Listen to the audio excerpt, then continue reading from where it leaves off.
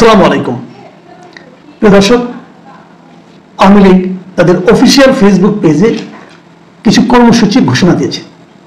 সেই কর্মসূচিগুলির মধ্যে রয়েছে যে 1 ফেব্রুয়ারি থেকে 18 ফেব্রুয়ারি পর্যন্ত এর সময় তারা কিছু প্রচারপত্র বিলি করার কর্মসূচি, আমি বিকেলে কর্মসূচি যাচ্ছি না কারণ আমি তাদের প্রচার করতে চাই না, বাট কর্মসূচিগুলোর মধ্যে এগুলো আছে, বিক্ষোভ, অবরোধ, এমনকি একটা হরতালের কর্মসূচিও আছে।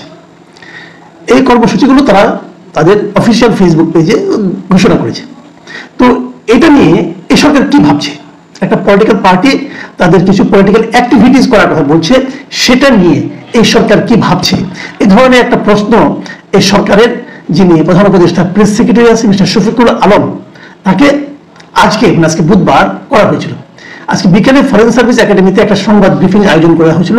সেখানে সরকার, আওয়ামী লীগ নিয়ে সরকারের কি অবস্থান সে সম্পর্কে জানতে চেয়েছিল সাংবাদিকরা। এবং সেখানে এই শফিকুল আলম যা বলেছেন সেটা হলো, মূলত কথাটা হলো যে ক্ষমতাচ্যুত, আমি যদি পত্রিকার ভাষ্য যেভাবে লেখা হয়েছে পত্রিকায় যদি আপনাদের পড়ে শোনাই, কারণ দু একটা শব্দ এদিক সেদিক হলে আবার বিকৃতির অভিযোগ উঠতে পারে, আমি বিকৃতির ধারে কাছেও যেতে চাই না, এমনিতেই একটু নানা রকম বিতর্কের মধ্যে পড়ে গেছি, যাও সেগুলি নিয়ে কালকে হয়তো কথা বলবো। যেটা বলছিলাম যে উনি বলেছেন, ক্ষমতাচ্যুত আওয়ামী লীগ যতদিন না ক্ষমা চাচ্ছে, যতদিন না তাদের নেতৃত্বকে বিচারের মধ্যে আনা হচ্ছে এবং যতদিন না জবাবদিহির মধ্যে আসছে, ততদিন তাদের কোনো প্রোটেস্ট করতে দেওয়া হবে না। এই হলো ওনার বক্তব্য। এই যে বক্তব্যটা উনি দিয়েছেন, এটা কিন্তু আজকে বিকেলে দিয়েছেন, মানে প্রেস ব্রিফিংয়ে। এটা আবার আজকে সকালে ওনার যে ফেসবুক আছে সেখানে উনি পোস্ট করে এটা দিয়েছেন এবং তিনি বলেছেন এটাই হলো সরকারের অবস্থান। এখন এটা নিয়ে আমার মনে হয় আমি একটু আসলে কথা বলতে চাই। এবং উনি বলেছেন যে মানে একদম হুবহু ওনার ভাষায় যেটা আমি বললাম আর কি, এবং বলেছেন যে তাদের আগে বিচারের সম্মুখীন হতে হবে, এখানে সরকারের স্পষ্ট অবস্থান। তারপরে উনি যেটা বলেছেন এটাই সরকারের অবস্থান। এখন সরকারের অবস্থানটা কিভাবে হলো, এটা কি কোনো ক্যাবিনেট মিটিং এর মাধ্যমে সিদ্ধান্ত হয়েছে, অথবা সরকারের একজন দুজন উপদেষ্টাকে ওনাকে জানিয়েছেন, নাকি সরকারের সকল উপদেষ্টা ওনাকে জানিয়েছেন, নাকি প্রধান উপদেষ্টা স্বয়ং ওনাকে জানিয়েছেন, এই ব্যাপারটা আমার জানা নাই, উনিও স্পষ্ট করেন নাই। বাট একটা জিনিস মাথায় রাখতে হবে, উনি কিন্তু সরকারের একজন কর্মচারী, বেতনভুক্ত কর্মচারী, উনি কোনো রাজনৈতিক নেতৃত্ব না, বাট উনি সরকারও না, উনি সরকারের নীতি নির্ধারকদের মধ্যে কেউ নন। উনি প্রেস সেক্রেটারি, প্রধান উপদেষ্টা প্রেস সেক্রেটারি হিসাবে প্রধান উপদেষ্টার যে বক্তব্য, প্রধান উপদেষ্টার যে অভিমত, সেটাই উনি জনগণের সামনে প্রকাশ করেন। সেই হিসাবে তত্ত্বগতভাবে আমি ধরে নিতে পারি খুব প্রধান উপদেষ্টাই এই কথা বলেছেন। যদি একটা প্রধান উপদেষ্টা বলে থাকেন, আমি এটাকে প্রধান উপদেষ্টার বক্তব্য হিসেবে বিবেচনা করব, কারণ ওনার প্রেস সেক্রেটারি বলেছেন, তো ওনার কথার বাইরে তো উনি বলবেন না, উনি তো বানাই বলবেন না। আমি এটাকে প্রধান উপদেষ্টার বক্তব্য হিসেবে নিচ্ছি। তাহলে প্রধান উপদেষ্টা কি বললেন? তিনি বললেন যে আওয়ামী লীগকে কোনো ধরনের রাজনৈতিক কর্মসূচি মানে প্রোটেস্ট করতে দেওয়া হবে না। খুব ভালো, এতে আমার কোনো আপত্তি নেই। তার আগে আমার একটা প্রশ্ন, আমাদের প্রধান উপদেষ্টা অথবা আমাদের প্রধানমন্ত্রী যে পদটা, ওনারা কি চাইলে আইনের বাইরেও কোনো কিছু বলতে পারেন? এটা আমার বেসিক পয়েন্ট। আইনি জানি সেটাকে ওনারা বলতে পারেন, যদি পারেন তাহলে বা কোনো কথা নেই। কিন্তু আমি যতটুকু বুঝি, যতটুকু আইন বুঝি, যতটুকু জানি, যে প্রত্যেকটা লোকই কিন্তু আইনের অধীন। একটা দেশে দুটো আইন হয় না, মানে একটা আইন আমার জন্য প্রযোজ্য, আরেকটা আইন প্রধান উপদেষ্টার জন্য প্রযোজ্য, আরো একটা আইন প্রধান উপদেষ্টা প্রেস সেক্রেটারির জন্য প্রযোজ্য, তা হয় না। তাহলে যদি একটা রাজনৈতিক দল থাকে, যদি সেই রাজনৈতিক দলকে নিষিদ্ধ করা না হয়, তাহলে সেই রাজনৈতিক দলকে রাজনৈতিক কর্মসূচি পালনে আপনি বাধা দেবেন কোন আইনে? আমাকে এই জিনিসটা প্লিজ একটু বোঝান।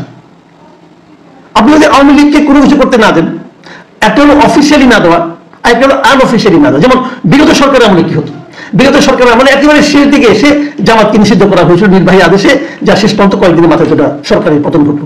তার আগ পর্যন্ত জামাতকে কিন্তু নিষিদ্ধ করা হয়নি, কিন্তু জামাতকে আনঅফিসিয়ালি কোনো ধরনের কর্মকাণ্ড, রাজনৈতিক কর্মকাণ্ড করতে দেওয়া হতো না। এটা সবাই জানতো, সবাই প্রতিবাদ করতো। আমি নিজেও বহুবার প্রতিবাদ করেছি, বহুবার বলেছি আপনারা তো জামাতকে অফিসটা পর্যন্ত খুলতে দেন না। জামাতে 10 জন লোক বসে এক জায়গায় মিটিং করছে, অথবা এক জায়গায় বসে একটা নৈশভোজ করছে, অথবা খাবার দাবার খাচ্ছে, সেখানে যে পদ্ধতি আপনি অ্যাটাক করছেন তারা নাকি রাষ্ট্রবিরোধী ষড়যন্ত্র করছে, অথবা এমনও বলা হয়েছে, বসেও নাই, আগেই বলা হয়েছে রাষ্ট্রবিরোধী ষড়যন্ত্র করার পরিকল্পনা করছে, তাদের পরিকল্পনা বুঝে পেতেন পুলিশ। এগুলো হতো, এগুলো নিয়ে আমরা কথা বলতাম, মানবাধিকার প্রতিষ্ঠানগুলোর কথা বলতো, সবাই সারা দুনিয়ার লোক কথা বলতো, এগুলো আওয়ামী লীগের স্বৈরাচারী আচরণ। আপনি একটা যতক্ষণ পর্যন্ত একটা পলিটিক্যাল পার্টি, দেশে বৈধ পলিটিক্যাল পার্টি, যতক্ষণ পর্যন্ত তার কর্মকাণ্ডের উপর কোনো নিষেধাজ্ঞা জারি না করা হয়েছে, ততক্ষণ পর্যন্ত তাদেরকে কোনো কিছু করতে না দেওয়াটা একটা অপরাধ। কিন্তু আওয়ামী লীগ কি বলতো? আওয়ামী লীগ তখন বলতো যে আমরা তো জামাতকে নিষিদ্ধ করি নাই, আমরা তো জামাতের উপর হস্তক্ষেপ করি নাই, অথবা রাস্তায় নামলে তাদেরকে পেটানো হতো, বলতে আমরা তো পেটাই নাই, দেশপ্রেমিক জনগণ তাদেরকে থামিয়ে দিয়েছি, দেশপ্রেমিক জনগণ তাদেরকে প্রতিহত করেছে, এগুলি আওয়ামী লীগ বলতো। সেই বক্তব্যগুলো গ্রহণযোগ্য ছিল না, কেউ গ্রহণ করতো না। কিন্তু তারা বলে একরকম আইনগত দিক থেকে তারা ঠিক রাখার চেষ্টা করতো, যে আইনগতভাবে তাকে আটকাতে পারবেন না। সে বলবে ভাই আমরা তো কোনো অর্ডার দিই নাই, আমাদের সরকারের কেউ তো বলে নাই তাদের করতে দেওয়া হবে না, কেউ তো বলে নাই, কিন্তু বাস্তবে করতে দেওয়া হতো না। একই কাজ হতো ছাত্র দলের ক্ষেত্রে, একই কাজ হতো বিএনপির ক্ষেত্রে, সবার ক্ষেত্রেই তারা কাউকে কিছু ওরকম জোরালো কোনো অনুষ্ঠান, জোরালো কোনো মানে আপনার কর্মসূচি পালন করতে দিত না। ঢাকায় মহাসমাবেশ করবে, সেটা নিয়ে নানা নাটক টাটক করে ঠেলে দিয়ে পাঠাইতো গোলাপবাগ মাঠে, হতো বন্ধ কোথাও, কিন্তু বলতো না যে এই ওর সমাবেশ আপনাকে করতে দেওয়া হবে না। সরকারের এই পর্যায়ে লোক তো বলতোই না, মানে অজুহাত দেখাতো, ডিএমপি কাছে যান, ডিএমপি না করতো, অমুক করতো, এগুলো হতো। কিন্তু এখন কি হচ্ছে, ডক্টর ইউনূস নিজেই বলছেন, আমি আবার বলছি, শফিকুল আলম কথাকে আমি ডক্টর ইউনূসের কথা বলে বিবেচনা করবো, কারণ উনি ডক্টর ইউনূসের প্রেস সচিব, মানে প্রেসের সঙ্গে ডক্টর ইউনূসের বক্তব্যটা উনি কনভে করেন, নিশ্চয়ই উনি বলেছেন এই কথা বলার জন্য। আবার উনি দায়িত্ব নিয়ে বলেছেন এটাই নাকি সরকারের স্ট্যান্ড, তাহলে সরকারের অবস্থা স্পষ্ট। তাহলে আমি বলতে চাচ্ছি যে ডক্টর ইউনূস তাহলে কিভাবে বলেন যে তাদের কোনো কর্মসূচি পালন করতে দেওয়া হবে না? আপনার তো নির্বাহী ক্ষমতা আছে, আপনি নির্বাহী ক্ষমতা প্রয়োগ করে আমাদেরকে নিষিদ্ধ করে দেন, তারপরে আপনি বলেন যে নিষিদ্ধ রাজনৈতিক দলকে আমরা কোনো কর্মসূচি পালন করতে দেবো না। তা করেন না কেন? সেটা করেন না এ কারণে যে আপনি আপনার যারা ইউরোপিয়ান লোকজন আছে, ইউরোপিয়ান যে বন্ধুরা আছে, তাদের কাছে আপনি লজিক দিয়ে বুঝাতে পারবেন না যে একটা পলিটিক্যাল পার্টিকে এই কারণে নিষিদ্ধ করা যায়, পারবেন না, তারা এগুলো করে না। তা আপনি করতে পারছেন না দিক দিয়ে, কিন্তু আপনি আপনার সরকার স্পষ্ট বলছে করতে দেওয়া হবে না, আপনি এটা কি করে বললেন? আপনি যদি বলতে পারেন সরকার একটা প্রক্লেমেশন জারি করুন, বলুন যে আওয়ামী লীগের রাজনীতি দেশে নিষিদ্ধ, আপনি বলেন, পারলে পরে ক্ষমতা থাকলে বলেন, না তো কই না বললে যদি আপনি আলোচনা করবেন না। আমার কথা হলো যতক্ষণ পর্যন্ত আপনি আইনটা চেঞ্জ না করবেন ততক্ষণ পর্যন্ত আপনাকে আইন মানতে হবে। যখন আপনি আইন পরিবর্তন করবেন তখন আপনি যাচ্ছে থাকবেন, কোনো সমস্যা নাই। যে কথাগুলি বলা হয়েছে ভাবুন, আমি আবার কথাগুলি আরেকবার করি, বাংলাদেশে যতদিন না তারা ক্ষমা চাচ্ছে তাহলে ততদিন করতে হবে। ক্ষমা চালিয়ে দিলেন, কেন দিবেন? আমি তো তাও আপনার পক্ষে না। যদি তারা ক্ষমা চায় তাতে কি আসে যায়?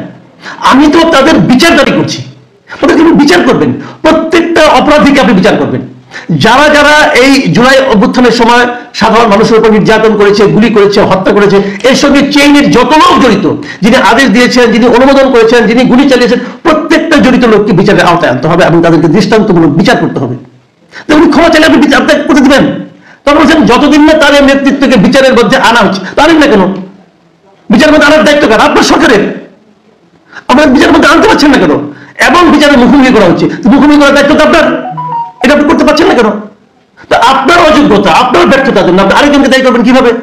যতদিন না তাদের জবাবদিহির মধ্যে আসছে, এটা তো আপনার দায়িত্ব, জবাবদিহি আপনি তৈরি করবেন, আপনি ক্ষমতায় আছেন। যে কাজগুলো আপনি করতে পারছেন না তার জন্য আপনি আরেকজনের দায় চাপাবেন কেন? আচ্ছা, এখন আমি শেষ প্রশ্নটা করে ছেড়ে দিই। শেখ হাসিনাকে বিচারের মধ্যে আনতে পারছেন না, আওয়ামী লীগের নেতা মন্ত্রীদেরকে আনতে পারছেন না। আমি যদি আপনাদেরকে প্রশ্ন করি, 8 তারিখে আপনারা ক্ষমতায় আসছেন, 8 তারিখের পর অথবা 8 তারিখের আগে তাদেরকে বিদেশে যেতে দিল কে? শেখ হাসিনাকে এই দেশ থেকে বের করে ইন্ডিয়ায় পাঠিয়ে দেওয়া হচ্ছে, কে পাঠিয়ে দিয়েছে? এটা দায় কার? শেখ হাসিনাকে আনতে পারছেন না, কার জন্য আনতে পারছেন না? কে তাকে পাঠিয়ে দিল? তাকে ধরেন, তাকে জিজ্ঞাসা করেন তুমি কেন পাঠিয়ে দিলে বিদেশে? অথবা ওবায়দুল কাদের খবর আমরা জানি, এতদিন ওনারা দেশে ছিলেন, তারপর উনি পালিয়ে গেলেন, কে কার জন্য লুকিয়ে থাকতে পারলেন? কার জন্য উনি পালিয়ে যেতে পারলেন? তাকে ধরতে পারছেন? পারেন না কেন? এ দায় কার? আবার অনেক নেতাকে আমরা দেখেছি তারা দেশে আটকানো ছিল, তারপর তারা চলে গেল, চলে যেতে পারলো, কেন যেতে পারলো? কার কারণে যেতে পারলো? তাদেরকে ধরেন, তাদেরকে জিজ্ঞাসা করেন এটা কার? এটা আপনাদের। আপনাদেরকে একটা দায়িত্ব দেওয়া হয়েছিল, আপনারা ক্ষমতায় গিয়েছেন, আপনাদের কাছে আমরা কি আশা করেছিলাম যে প্রত্যেকটা অপরাধীরা আপনারা বিচার করবেন। অপরাধী বিচার করতে পারলেন না কেন? অপরাধীকে পালিয়ে যেতে দিলেন কেন? অপরাধীকে ধরে রাখতে পারলেন না কেন? অপরাধীকে বিচারের মুখোমুখি করতে পারলেন না কেন? না পেরে তার দায় যদি আপনি তাদের উপর আবার চাপান, সেটা কি ঠিক হলো ভাই? আর কত মানুষকে হাসাবেন আপনারা? আর কত মানুষকে হতাশ করবেন আপনারা?